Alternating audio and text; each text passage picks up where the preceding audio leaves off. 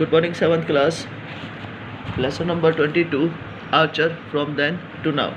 Archer का मतलब होता है ये खेल हो जाता है। इस खेल में धनुष और बाण तीर कमान से खेला जाता है। Archery is the shooting sports with the bow and arrow. धनुष और तीर से खेले जाने वाला एक खेल होता है। Specially as the target sports, किसी भी एक वस्तु को टारगेट केंद्रित करते हुए।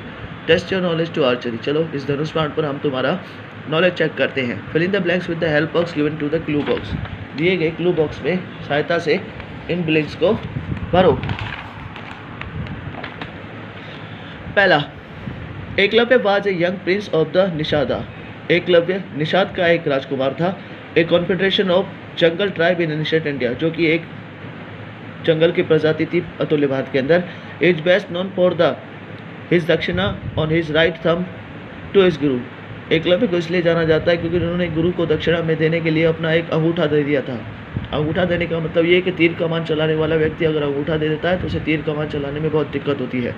कर्ण, second, Karna was the son of Surya and Kunti. Surya और कुंती का पुत्र था Karna. He was born to Kunti before their marriage the Pandu. Kunti का विवाह पांडु से होने से पहले ये पैदा हो गया था। He was the closest friend of Duryodhana and fought on his behalf against the Pandavas. Duryodhan का ये मित्र था और पांडवों के खिलाफ इस लड़ाई में, इस युद्ध में इसने साथ दिया था।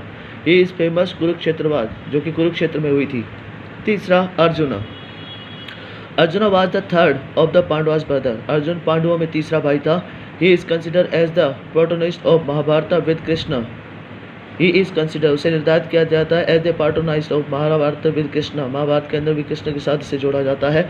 And play a key role in the Bhagavad Gita, और भगवद गीता में इस अर्जुन का एक मुख्य भाग भी माना जाता है।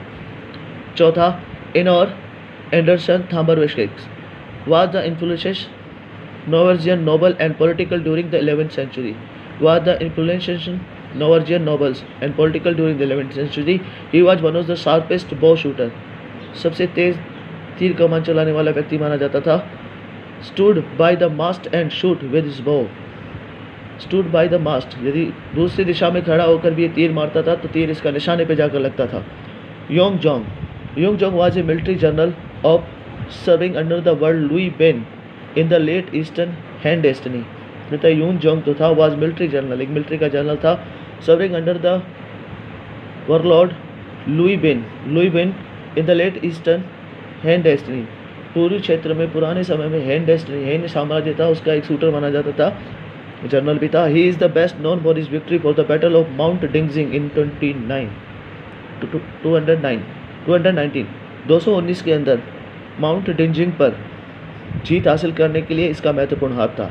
Number 6, Drona was the royal Guru of Kaurava and पांडवा। कहता है राजगुरु माने जाते थे ये द्रोणा, पांडवों के और कौरवों के। ही was the master of advance military arts. Master व्याख्याता या विशेषतर माना जाता था मिलिट्री आर्ट्स, सैनिक कलाओं के लिए। Include the divine weapon of, Divya अस्त्र, यहाँ तक कि दिव्य अस्त्रों की खोज भी इनके पास थी। Arjun was the most favourite student of him. Arjun उनका सबसे महत्वपूर्ण और सबसे फेवरेट शिष्य माना जाता था। ये था आपका lesson number 22 archer from then to now. अभी हमने देन वाले पढ़े हैं। अगले वीडियो के अंदर आपको नाउ, अब जो शूटिंग करते हैं इस धनुष बाण से, उसका वीडियो आपको मिलेगा। ये था lesson number 22 archer from then to now.